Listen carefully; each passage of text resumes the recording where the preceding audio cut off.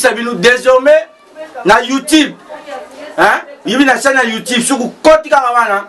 Désormais au Kuta, Gadfed TV Zaliwana. Vous cliquez sur Karawana, bande de gens vous allez décider. Ah, pesa mdonyo so bambo tebele. Azala na France, azala na Londres, azala na États-Unis, azala na Canada, azala na Belgique, azala partout dans le monde entier. Pesa bino bambo tebele bele bele bele. Ayena likambo ayelilelo. Ayena seni na biso ya sika. Azana pesa mona ba makambo bele bele. Abenga bino tel que vous êtes là. À s'abonner beaucoup. À jeune Zakakamoko. À jeune Zakakamoko. Gadu fait du TV. Tout ça le théâtre. Yamalam. Tout ça le mission. Yamalam. Les missions éducatives. Si tout n'attend, tout ça, on a perdu tout ça. Nous sommes dans la période de coronavirus. Donc, si vous s'abonnez, kaka, vous avez le malam. N'ayez théâtre ya malamu, bémission ya malamu, bémission ya nios wibi. Ya sport beaucoup tant na kati, politique beaucoup tant na kati.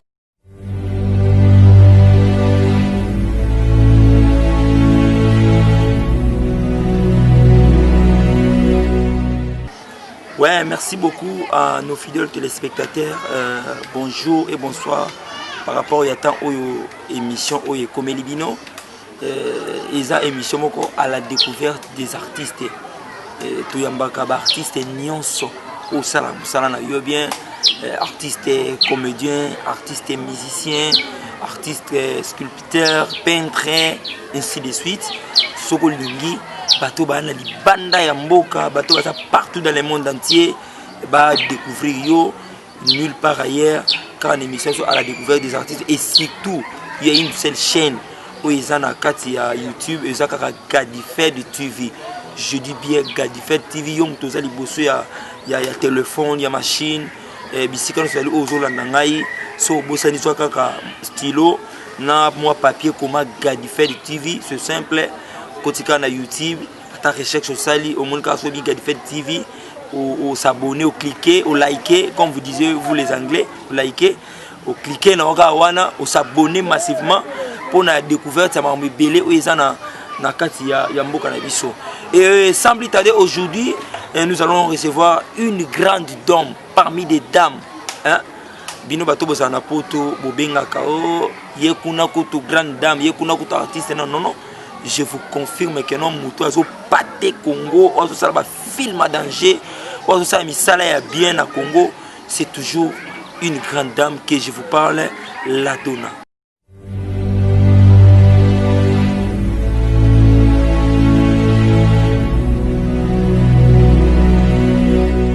Tomoni Mbalamoko, bonjour la Donna. Ah bonjour papa Sabine.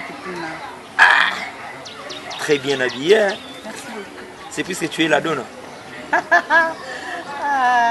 Il est pas tard, pardon. Oui, c'est parce que je suis la Donna. Parce que je suis une femme. Ok. Binomo Bomonit. Et vous savez qu'on essaie bino que c'est la réalité. Vous voyez la Donna. La Donna.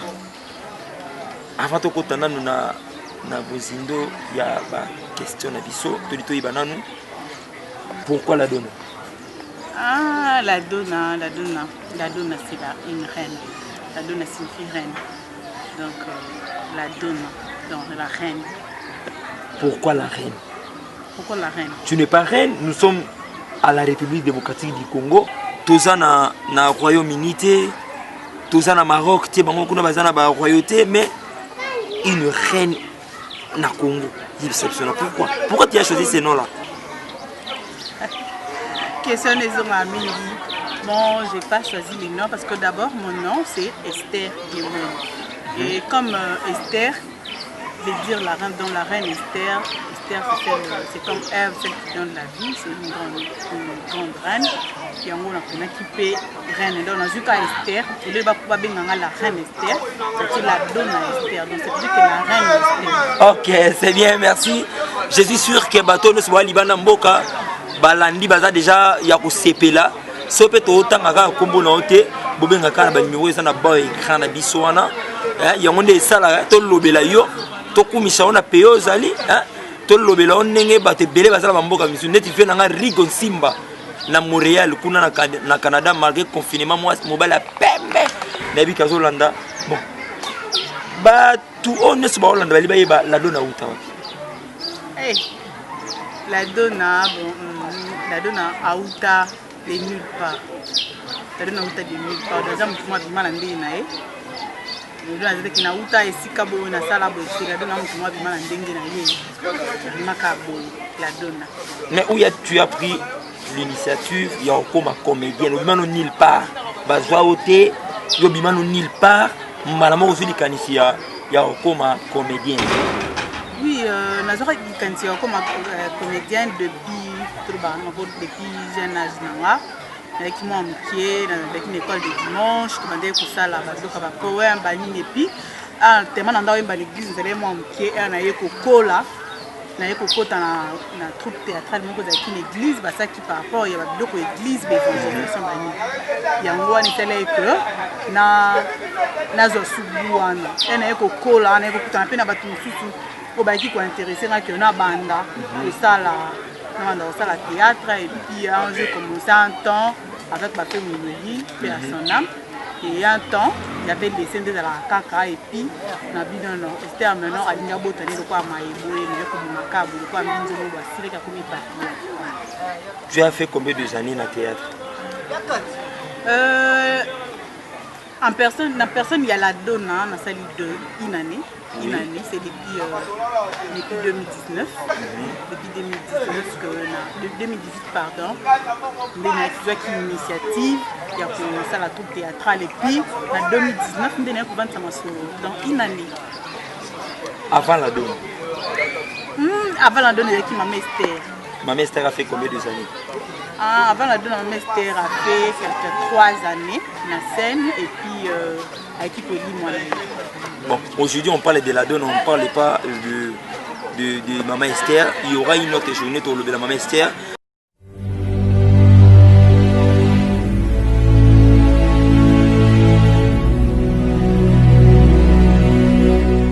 Quelles sont les difficultés pour la Donna à accrocher dans le monde artistique? C'est puisque, bon, Michel, il y a des dames qui ont respecté dans le monde du théâtre, je ne peux pas citer les noms, vous, tous les femmes congolaises au salon théâtre, vous jouez bien, d'après ce nom en beauté belé, je ne vais pas citer les noms, on dirait belé, léger, diminuer valeur féminine, il y a artistes. Parce qu'il y a des vidéos où les artistes dans l'extérieur du pays, ils déclaré. Il y a des choses comme ça. Bon, quelles sont les difficultés où Maman Ladona a approché pendant une année à carrière artistique avec son groupe qui a fait? Oui, comme on dit, le début d'une chose a toujours été difficile. En tout cas, la difficulté est énorme. J'ai belé tellement que Amorobi et Nzambeli n'ont pas été. Mais vu que moi, Téna, Soana, et puis il faut que quand on veut quelque chose, que nous comprendre, il faut que nous ayons et moi, ça toujours pour rencontrer des difficultés belées. Les gens étaient dans le tournage, on a des difficultés. Et on a des difficultés en placement, même il y a répétition parce qu'il faut payer chez nous. Il n'y a pas ici que c'est la place on a uniquement pour la répétition. Donc il faut chercher espace. Il y a qu'on répéter, il faut chercher caméraman, il faut chercher tout le matériel parce que le matériel tout en côté. Il faut chercher ça fait que les autres ça dit moi passe la difficulté vraiment élevé. Et puis dans le monde où il y a théâtre comme Boyebi, na biso basi ba difficulté eza sous belé makasi na ba na ba chaîne de télévision parce que ba chaîne de télévision to les cara faut payer pour qu'on ça la publicité na chaîne de télévision pour qu'on les cas au bando diffuser donc ça ba difficulté to doit ka belé makasi ba difficulté c'est vraiment belé que ce bando tanga aussi ko pas to là mais ba difficulté c'est belé que ceux qui ont makasi te au katana. Merci. Il y a plusieurs personnes babayar des fonds bazana ba Hollande ngai lokola Venangai Junior Mawaku JM Production na Mwanda ba Devos Kasema na Lubumbashi bazolanda œuvre yango bo soutenir pe kande bo soutenir ba ninga mususu ba Cordeline ba Letebi na Paris ba Maman Martine Sona ainsi que Venangai Junior Biza ou pe na Paris Emile Ndeke aux États-Unis, non, Ronnie Ndeke aux États-Unis, moi, la papa Emile Ndeke na Kin, Baliba Yeba. Bon, au lobby, il y a des difficultés. Projet na yo oyo pense rapport na théâtre un jour la donne à Salani. Merci. Bon, projet nanga, pas projet de bien, projet nous faisant eza moi ko bango parce que diable quand il pose à la moto. Ça tanaza na pour nous y ba déjà bien planifier qui. Mais on a quelques projets on a ko ko ba Isaac et le quoi dit bonso projet nanga eza ko élever ba jeunes artistes pour encadrer ba jeunes artistes d'abord pour nous encadrer bango bien. Nazan a besoin, il y a beaucoup de choses. Il faut ça là d'abord, studio moko ya montage et puis technique, équipe technique moko ezala wana ya kufanda pour comment ba jeune talenté baza na difficulté il y a ko sala musala so baza nango vraiment besoin parce que ba talent ils est belé papa Shagi. Et belé ba te belé au baïbi que baza na talent mais moyen on a pas possibilité de sa talent on a mis ça batizati. C'est ce qui fait que partenaire ya ko bomba moi on va tout ça zo a découvrir l'étranger. Na bato ba le kanandela na baïbi ara. Baïbi ara makasi na bato ba le kanandela OK nzela baïbi ara makasi. Donc c'est un peu ça. On a besoin vraiment il y a studio moko ya montage, équipement technique ezala wana. On a besoin il y a centre de santé pourquoi pas. Oui. Parce que la donne à Zana ONG et ONG il s'occupera plus na ba femme na ba enfant désœuvrés. C'est vrai. Surtout oui parce que Gadi fait depuis des ONG, des groupe d'action pour le développement intégral de la femme et des enfants défavorisés. OK. Donc par rapport aussi na ba projet wana donc la Gadi fait il y a théâtre et ça partie intégrante il y a ONG, c'est ce qui fait que tout ça a besoin il y a centre de santé pour que to met un peu pour comme ça en charge l'artiste et bazobe le monde artiste sur une artiste to bango communément non que artiste va sala combo ba sala combo so abe bokene mbango boleli maman Olive boleli maman Kingani boleli bobeti ba porte ba wana kuna et surtout maman Olive amoni pasi maman ba toucher Alias à passant maman Olive Lembe Kabila maman Denise Nyakeru maman Mida Kamere et ainsi que toutes les mamans bo soutenir pe ba basi bango yo ba kotima kambangoti hein zaka mibali ta bo soutenir ba basi bango yo c'est pimoné pour nous ça musala we kende liboso bo soutenir bango bazolanda donc c'est un peu ça on a besoin ba jeune parce que ba jeune oyo aza malade bato bayebani te pour que demande ba soins médicaux ils a passe surtout na milieu na biso ya Tchangu parce que on a Tchangu na makila eh est-ce que na Tchangu eloka malgré que c'est elonga malamu ekolonga na Tchangu pour imiter mais to que non kala balobaka bon ça la émission à la découverte des artistes on a 100% polémique mais si c'est moi yembaka yo mo tanga kombona alobaka non Kinshasa suka na mainjini mais moi là on a dit Kinshasa ce que les autres qui suka na monga parce que si on a pesa au revoir Bandundu bienvenue Kinshasa na bien Kinshasa dit na monga tu dois porter les bategeza à Kinshasa mwana Tchangu wa mabeli bana Tchangu bolanda toyoka bino to tanga biso komona bino te babo rabino oye Kingandi bailleur de fonds ye mutaba mbonge bele surtout yo mwana Tchangu yo kasite ya mosoni nkakasa la vidéo wana sepela non elle doit pas faire ça c'est une femme responsable c'est une femme de métier wa yima me belé c'est une femme intelligente bo soutenir œuvre yango yo chaba moyen na mto sala mbonge bele surtout bana Tchangu pour msalo keni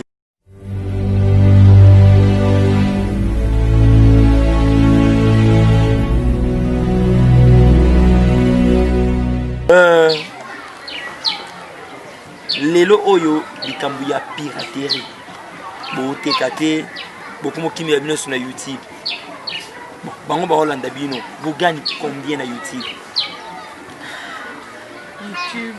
en soi et c'est pas beaucoup de choses mais c'est quelque chose que YouTube d'abord a dit de respecter les droits d'auteur oui parce que je sais une chose la chaîne n'a pas monétisé parce que j'ai besoin des abonnés naibelo moko dans YouTube une fois déjà bah il marche ou soit œuvre wana ya mtu msusu aza monétisé autant pas na yo au bénéficier c'est ça parce que YouTube en zone c'est la colobo ba biloko ndo ba droit d'auteur donc il y a YouTube mais un peu tout le monde il y a un peu du sérieux parce que YouTube vraiment les autres qui a ba norme ndele yango on sait na pe na mboka na biso to signer vraiment ba contrat mboka ba signer pe contrat wana oyo oyo bato mosusu basigné ya programme à partenariat ya YouTube et ezala bien makasi. Donc la YouTube ça va par rapport ya piraterie ya ba CD ya banini. Eza pasi ya. Eza pasi parce que pour tourner un film surtout na biso auto que toi na ba producteur té na sponsor té pour tourner un film avec ces jeunes là c'est vraiment pénible. Il faut sur le plan matériel financier. Comment la conseille œuvre après nous tous qui a bénéficié nous bénéficier dans côté et à mutoki à mutona on les la tout moment na ba nzambe na tie ba moyen na nga na mbongo te na tie ba moyen na nga miki anje mais tala ndenge nini ba ko pirater nga tala ndenge ba mutusu qui profiter na musalo nga na sali ça fait mal et que comme on appelle la malédiction de génération en génération. Donc piraterie vraiment y a un autre. OK, donc est-ce qu'on a question moko ça très majeure na biki bateli ba fumela ngomiso. La donna ça la rankina nani? Eh. Papa Shaggy. Ozana rankin na nani? Actrice nini? To acteur nini? Leader nini? Oh yo boyo kanati na yi. Ata artiste on a bota mitaza. C'est vrai. Ata ya bébé. Na yi kuna bona pour mité. Jamais. Ah. Mais bon, tous on a la question. Si on a la rankinte au lingara nani? Naninga artiste nyonso. Ah, on dit qu'il y a un problème. Parce que tu ne peux pas aimer tout le monde. Donc quelqu'un qui n'a pas de rancune, c'est parce que je ne serais pas dans la cité pour la surtout na surtout bon, 5 personnes. 5 personnes. Oui.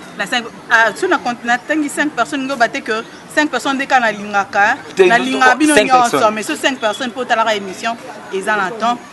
Jolie Kalunga Makassim. Très bien. Marie-Hélène Lota. Très bien. Et on a donc Charlène Benz.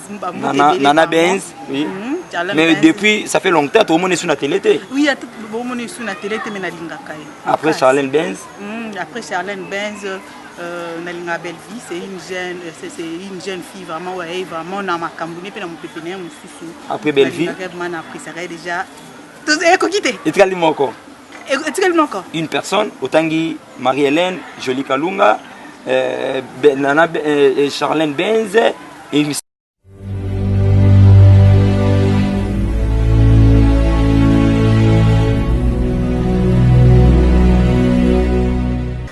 merci beaucoup. Mot de la fin nanga Isaac nazo senga ba abonné nanga vous s'abonner massivement. Vous abonnez massivement dans Gadifeu de TV. Tout le objectif 1000 abonnés. Tu atteindre 1000 abonnés, tu as besoin il y a abonnement, on a dit nos vues, on a dit vraiment tu as besoin makasi et puis on a quelque fait ça salutation nanga na Mami, maman Nathalie Fiki pour en direct qui est États-Unis, n'a pas si mbote na ma gloire Mbouya, maman la bébé, mbote belé si koza moko bi masolo na États-Unis na Dallas, n'a pas si mbote na Thierry Funi Kalombo na Canada, n'a pas si mbote na famille na Mobimba, n'a pas si mbote na Mebo Malembe, pourquoi pas Olga Malembe. Lucie Malembe, Lina Malembe, yo ebi masolo yango yo. Na pesi mbote na Omar Frappe en direct à Paris, na pesi mbote na Ousmane Frappe en direct à Luanda, na pesi mbote na Karine Kambundi en direct à Luanda, na pesi mbote na Baptiste Nyonso balinganga, particulièrement na kopeta sumbote na boss Eric Mwamba.